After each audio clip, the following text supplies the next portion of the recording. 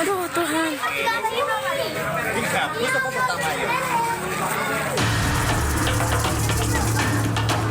Kepulan asap hitam pekat membumbung tinggi saat sejumlah lapak barang bekas dan sebuah bengkel las di Jalan Cabai Rawit, Rawabuaya, Cengkareng, Jakarta Barat ludes terbakar Senin siang. Banyaknya material yang mudah terbakar membuat api dengan cepat menjalar ke lapak lainnya dan menghanguskan 3 lapak di sekitarnya.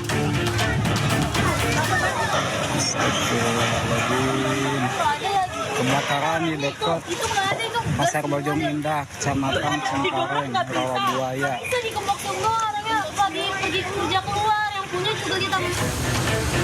Api berhasil dipadamkan setelah 16 unit mobil pemadam kebakaran yang melibatkan 80 personil dikerahkan ke lokasi. Belum diketahui kronologi kejadian maupun jumlah kerugian dan total luas area yang terbakar.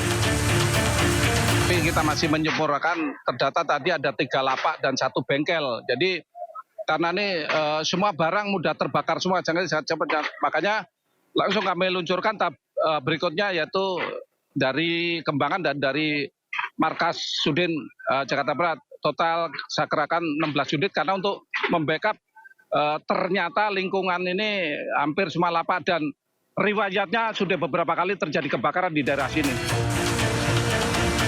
Tidak ada korban jiwa dalam peristiwa ini, sementara penyebab kebakaran masih diselidiki pihak kepolisian. Dari Jakarta, Miftahul Gani, Aidus melaporkan.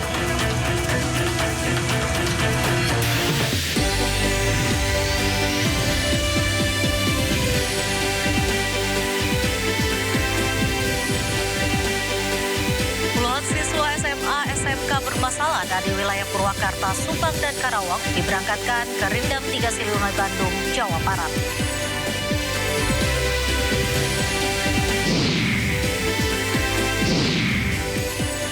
Sidang Organisasi Perburuhan Internasional di Jenewa memutuskan untuk membuat konvensi yang secara tegas menyatakan bahwa pekerja online adalah pekerja.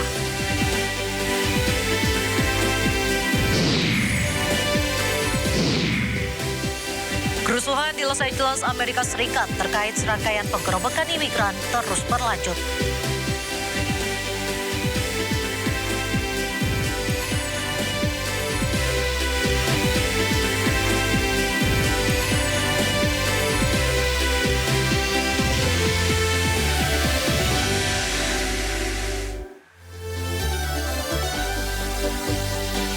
Halo pemirsa, Sindo Malam hadir dengan beragam informasi terkini tanah air serta mancanegara. Bersama saya Raisa Ninandia, inilah Sindo Malam selengkapnya.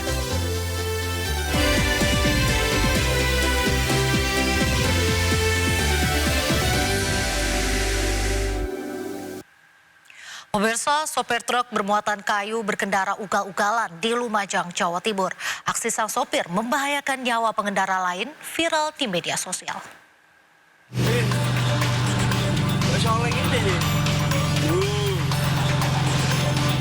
Video aksi ugal-ugalan sopir truk bermuatan kayu di Jalan Raya Sumber Suko, Lumajang viral setelah seorang pengendara yang melaju di belakang truk mengunggahnya di media sosial. Truk sengaja melaju dengan kecepatan tinggi hingga nyaris terguling lantaran membahayakan pengendara lain dan membawa muatan melebihi kapasitas. Satlantas Polres Lumajang mengidentifikasi truk yang ugal-ugalan. Meski sopir kabur, namun polisi mengamankan pemilik dan truk yang digunakan. Aksi ugal-ugalan dilakukan sopir truk demi konten di media sosial. Jadi kejadian ini demi sebuah konten sampai melalaikan keselamatan. Jadi dari kejadian ini saya selaku owner memohon maaf untuk semua masyarakat yang sudah melihat konten video viralnya Santri Oyi. Saya minta maaf yang sebesar-besarnya. Kemarin ada video viral yang truk oleng sehingga kita lakukan pelacakan sehingga kita temukan untuk kendaraan, tetapi untuk supirnya sudah tidak ada. Untuk pemiliknya proaktif dapat membantu kami terutama dalam membawa kendaraan tersebut. Selain menegur pemilik truk, polisi juga memberikan sanksi tilang atas aksi ugal-ugalan truk. Sementara sopir truk masih diburu polisi untuk mempertanggungjawabkan perbuatannya. Dari Lumajang, Jawa Timur, Yaya Nugroho, Ayus melaporkan. Diduga pengemudi hilang kendali, sebuah truk pengangkut uang menabrak beton pembatas bus Transjakarta hingga terguling di Durensawit, Jakarta Timur. Petugas mengevakuasi truk dengan menggunakan alat derek.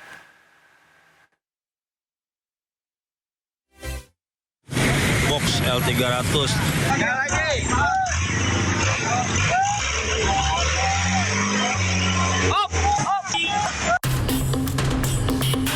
Sebuah truk bermuatan uang ini terbalik setelah menabrak beton pembatas bus Transjakarta di ruas Jalan I Gusti Ngurah Rai Durensawit, Jakarta Timur, Senin siang. Petugas suku dinas pemadam kebakaran Jakarta Timur dari sektor Durensawit yang tiba di lokasi langsung mengevakuasi truk menggunakan alat derek untuk mengembalikan posisi truk seperti semula. Petugas suku dinas pemadam kebakaran Jakarta Timur dari sektor Durensawit yang tiba di lokasi langsung mengevakuasi truk menggunakan alat derek untuk mengembalikan posisi truk seperti semula. Tidak ada korban jiwa dalam kecelakaan tunggal ini, namun 3 penumpang yang ada di dalam truk terluka. Itu dia bisa terguling nabrak trotoar atau enggak? Kalau jelasnya sih nggak tahu posisinya. Saya posisinya udah lihat udah begitu. Cuma dengar suara dentuman aja. Dengar suara dentuman. Oh, terus mobilnya tahu-tahu terguling itu. Itu sopirnya bagaimana Bang yang 2 orang itu? Luka ringan aja sih, nggak apa-apa. Nggak ada korban juga. Nggak ada korban. Hanya luka ringan aja. Luka lecet gitu. Shock juga. Sempat nabrak kendaraan lain Bang? Nggak ada. Kosong lagi. Ya kalau dari dia pengakuan dia sih katanya mobil setirnya belok sendiri ya, cuman kalau menurut saya diduga yang ngantuk kali mungkin ya. Sementara truk yang berhasil dievakuasi langsung dibawa petugas ke unit laka lantas Polres Metro Jakarta Timur. Dari Jakarta, Rio Manik, iNews melaporkan. Diduga remblong, truk tangki air tabrak sejumlah kendaraan di Cianjur, Jawa Barat. 2 korban tewas dan 8 korban luka-luka. Kecelakaan terjadi di Jalan Raya Cianjur Sukabumi, Desa Gebrong, Kecamatan Gebrong, Cianjur, Jawa Barat. Awalnya truk tangki air melaju dari arah Sukabumi menuju Cianjur. Saat melewati jalan turunan, truk mengalami remblong, menabrak 2 pengendara sepeda motor dan mobil di depannya. Lanjutan terkendali, truk masuk ke parit sedalam 10 meter. Kecelakaan menewaskan 2 korban serta melukai 8 korban. Seluruh korban dievakuasi ke puskesmas dan RSUD terdekat. Polisi menyelidiki penyebab kecelakaan maut. Melaju dari arah Sukabumi melintas turunan panjang yang mengakibatkan terjadi kecelakaan di Kampung Jati dan Kampung Pajagan. Dugaan sementara kemana? Untuk dugaan sementara kami masih dalam penyelidikan, namun demikian diduga sementara kendaraan tersebut gagal fungsi pengereman. Informasi berikutnya pemirsa, sejumlah keperluan korban kebakaran penjaringan Jakarta Utara masih belum terpenuhi. Sementara itu dalam beberapa hari mereka tidak diperbolehkan tinggal di tenda pengungsian lagi.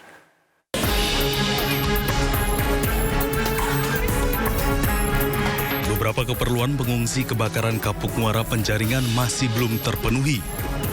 Kebutuhan yang belum terpenuhi diantaranya selimut, terpal, pakaian dalam, dan alat sholat. Namun, bantuan berupa makanan dan pakaian sudah diterima para pengungsi. Selain bantuan yang belum tercukupi, para pengungsi mulai bingung akan tempat tinggal mereka selanjutnya. Saya juga nunggu bantuan, makanya di sini juga katanya nggak lama sih, entah hari Kamis, entah hari Rebo, kita harus pindah dari sini. Ini rencananya gimana Bu sampai saat ini? Ya mungkin masih tinggal di sono aja, yang ada tersisa-sisa rumah masih batako, ya dipakai aja dulu gitu. Sebelum kita ada tempat, ya kita mau ngontrak juga bingung mau ngontrak kemana, semua juga nggak ada, ngontrak juga uangnya nggak ada, gitu, ya kan. Makanya ya udah nunggu gimana aja lah nanti gitu. Sebanyak 2.315 jiwa masih mengungsi di posko pengungsian yang disediakan petugas. Diketahui kebakaran di pemukiman padat penduduk Kapuk Muara Penjaringan, Jakarta terjadi pada Jumat siang yang lalu yang mengakibatkan ribuan warga terpaksa mengungsi. Hingga saat ini masih belum diketahui penyebab kebakaran. Dari Jakarta, Jessica Winoto, Damar Wicaksono, Ayus melaporkan. Wakil Presiden Gibran Rakabuming Raka mengunjungi para pengungsi korban kebakaran di kawasan permukiman padat Kapuk Muara Penjaringan, Jakarta Utara pada Senin malam. Dalam kunjungan tersebut, Wapres memberikan sejumlah bantuan kepada warga yang mengungsi. Kedatangan Gibran mendapat sambutan dari warga di kawasan pengungsian. Wakil Presiden mengunjungi para korban kebakaran yang terpaksa mengungsi akibat tempat tinggalnya ludes dilalap si jago merah.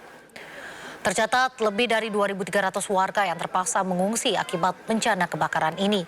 Para korban masih membutuhkan bantuan untuk perlengkapan sehari-hari dan juga tempat tinggal. Kebakaran di permukiman padat Kapuk Muara Penjaringan, Jakarta terjadi pada Jumat siang yang lalu yang mengakibatkan ribuan warga terpaksa mengungsi. Hingga saat ini masih belum diketahui penyebab kebakaran.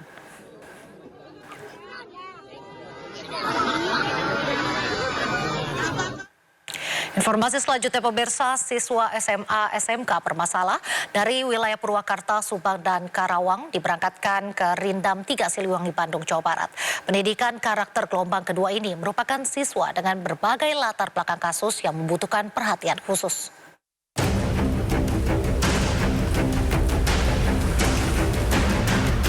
Para orang tua dari 45 siswa SMA SMK dari 3 kabupaten mengantarkan anak-anak mereka untuk dididik secara militer.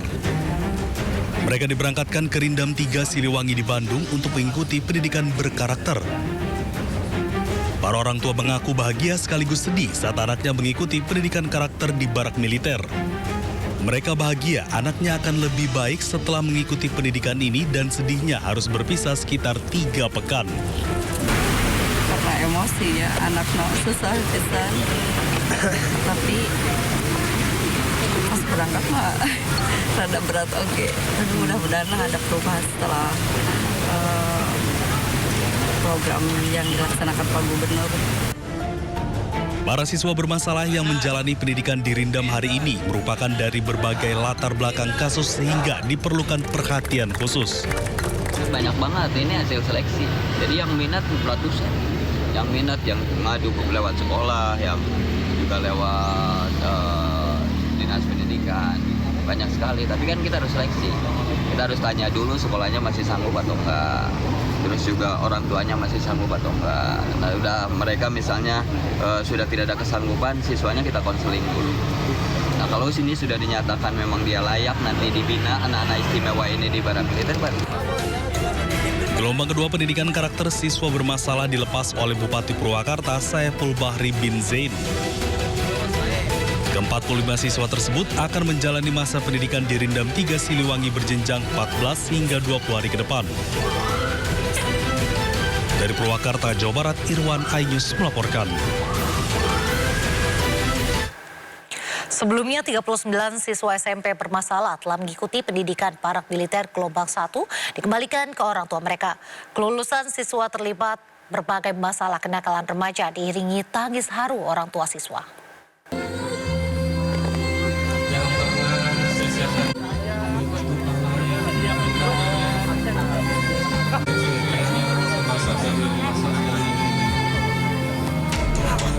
Suasana haru mewarnai kelulusan gelombang pertama 39 siswa bermasalah usai mengikuti pembinaan di Resimen Armet 1 Stirayuda, Purwakarta, Jawa Barat.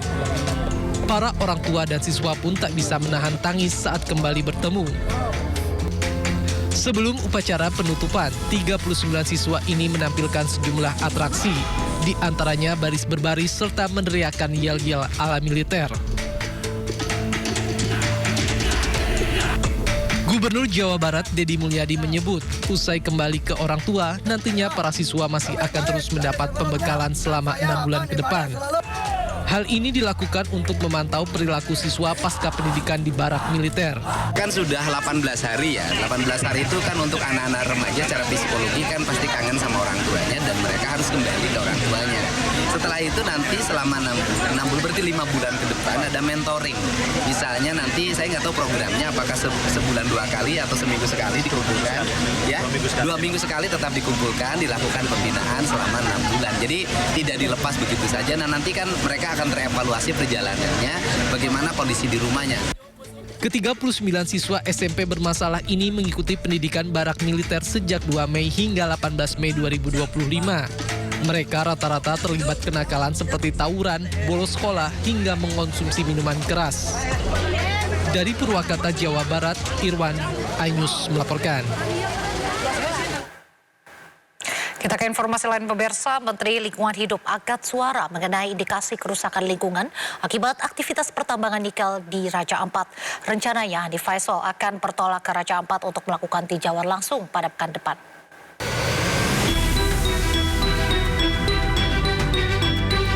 Gerakan tagar Save Raja Ampat tengah menggema di media sosial beberapa waktu kebelakang. Gerakan tersebut muncul atas dugaan eksploitasi tambang nikel di Raja Ampat, Papua. Menteri Lingkungan Hidup Hanif Faisal Nurrafiq pun buka suara mengenai hal tersebut. Ia menjelaskan temuan di 4 wilayah pertambangan kawasan Raja Ampat, Papua Barat Daya. Hanif menyebut ada temuan yang menunjukkan indikasi kerusakan lingkungan yang terjadi di salah satu pulau kecil, yakni Pulau Manura, yang diduga imbas dari aktivitas penambangan nikel. Jadi ini agak serius ini kondisi lingkungannya untuk pulau yang ada di Pulau Manuran ini, yang kegiatan penambangan nikel yang dilakukan di Pulau Manuran ini. Selain pulaunya kecil, pelaksanaannya kegiatan penambangnya kurang hati-hati sehingga ada potensi pencemaran lingkungan yang agak serius untuk di Pulau Manuran ini. Next slide. Ini juga telah dilakukan pemasangan pang pengawasan karena ini sedang kita lakukan tahapannya. Jadi teman-teman sekalian, kalau plang pengawasan itu dilakukan berarti tahapannya sedang berjalan. Mulai dari pengambilan sampel-sampel untuk di lab, kemudian pemanggilan penghadiran para ahli untuk memproyeksikan kerugian-kerugian dan kerusakan lingkungan yang ditimbulkannya untuk kita simpulkan apakah ini lari kepada penindakan pidana, perdata. Menteri Lingkungan Hidup bersama tim dijadwalkan akan bertolak ke Raja Ampat pada Kamis 12 Juni mendatang. Usai melakukan tinjauan, pihaknya akan menentukan langkah yang paling tepat untuk mengatasi persoalan lingkungan di sana. Dari Jakarta, tim liputan iNews melaporkan. Tambang di Pulau Gak memiliki akar panjang sejak era Presiden kedua Soeharto hingga Presiden ketujuh Joko Widodo dengan sejumlah dispensasi dan izin operasional yang memungkinkan aktivitas pertambangan di kawasan konservasi ini. Di era Presiden Soeharto, PT Gak Nikel menandatangani kontrak karya pada 18 Februari 1998. Konsorsium terdiri dari BHP Billiton dan PT Aneka Tambang dengan konsensi seluas 13.000 hektar lebih di Pulau Gak. Ini menjadi tonggak awal legalisasi pertambangan di Raja Ampat. Di era Presiden Megawati Soekarno Putri pada 2004, Undang-Undang tentang Kehutanan melarang pertambangan di hutan lindung. Namun Kepres nomor 41 tahun 2004 memberikan dispensasi bagi 13 perusahaan tambang termasuk PT Gak Nikel untuk tetap beroperasi karena kontrak telah ada sebelum undang-undang diberlakukan. Di era Presiden Susilo Bambang Yudhoyono, PT Gak Nikel memperoleh izin lingkungan dan persetujuan kelayakan usaha. Pada Agustus 2014, Kementerian ESDM menyetujui studi kelayakan. Lalu di era Presiden Joko Widodo, izin operasi produksi keluar pada 30 Desember 2017. Tahun 2018, tambang di Pulau Gak mulai beroperasi penuh.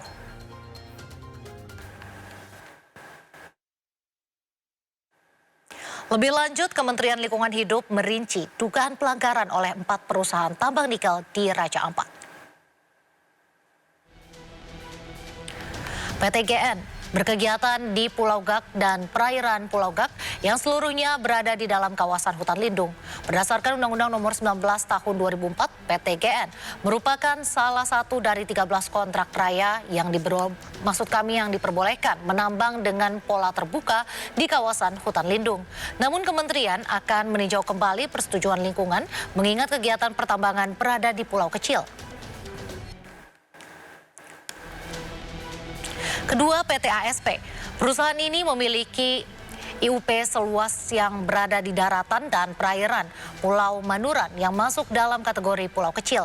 PT ASP juga memiliki IUP di Pulau Waigeo. Adanya settling pond jebol menyebabkan sedimentasi tinggi di pantai di pulau sehingga terindikasi adanya pencemaran dan kerusakan lingkungan. Selanjutnya ada PT KSM.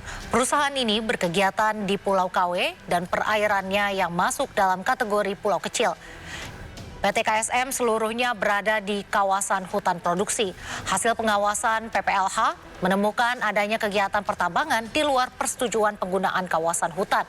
Persetujuan lingkungan PT KSM pun akan ditinjau kembali. Dan terakhir ada PT MRP yang melakukan kegiatan eksplorasi di Pulau Manyaifun dan Pulau Batang Pele.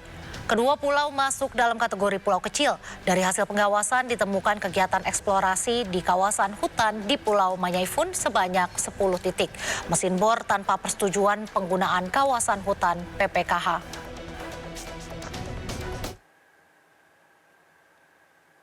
Polemik tambang nikel Raja Ampat berawal dari keresahan terhadap dampak buruk aktivitas tambang terhadap lingkungan. Meski aktivitas tambang telah dihentikan sementara, pemerintah masih melakukan evaluasi menyeluruh sebelum mengeluarkan keputusan final.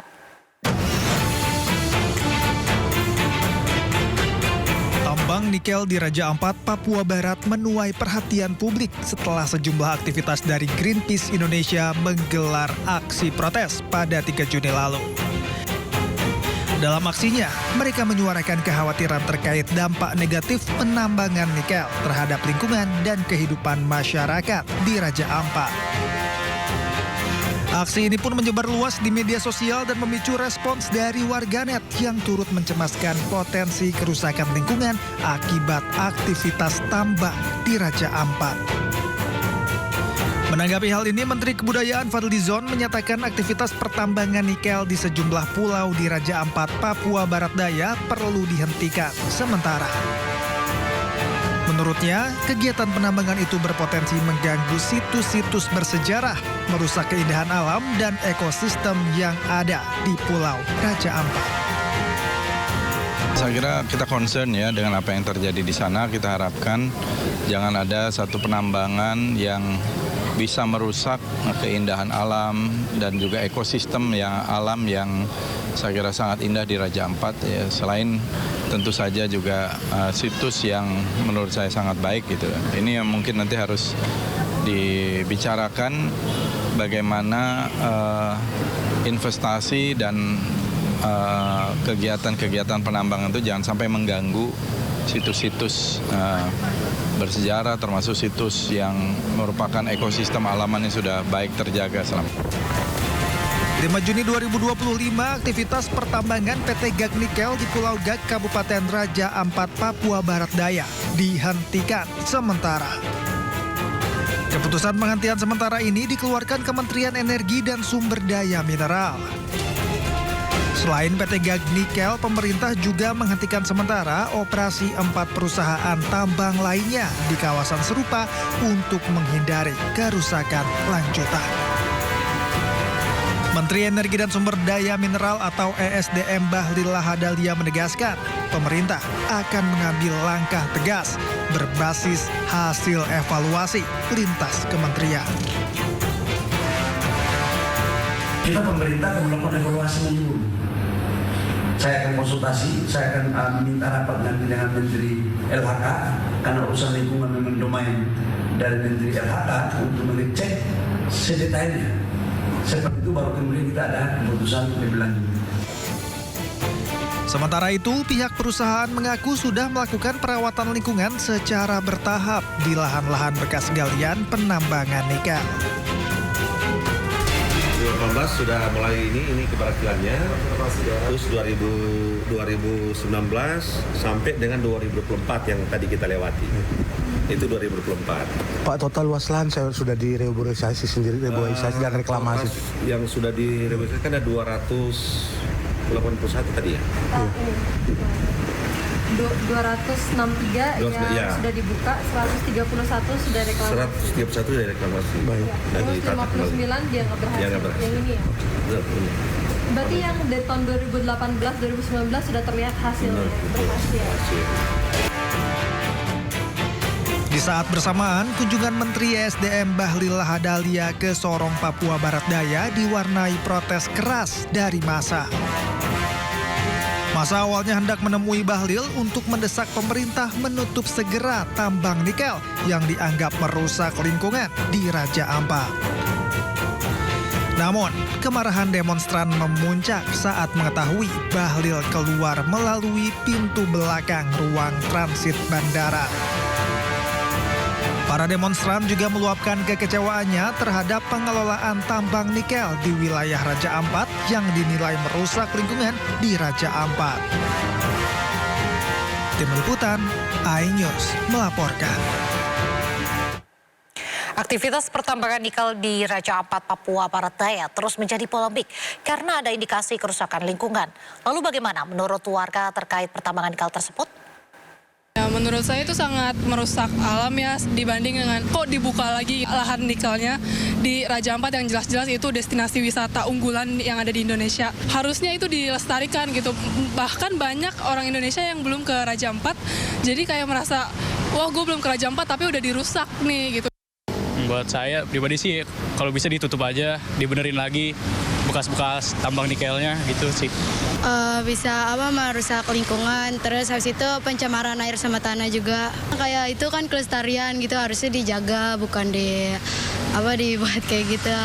Di kepulauan itu kan adalah pulau-pulau yang indah, yang salah satu keindahan pulau Indonesia yang untuk menarik para wisatawan luar negeri untuk datang ke Indonesia. Sidang Organisasi Perburuhan Internasional di Jenewa memutuskan untuk membuat konvensi yang secara tegas menyatakan bahwa pekerja online adalah pekerja. Informasi lengkapnya usai jeda, tetaplah di Sindo Malam.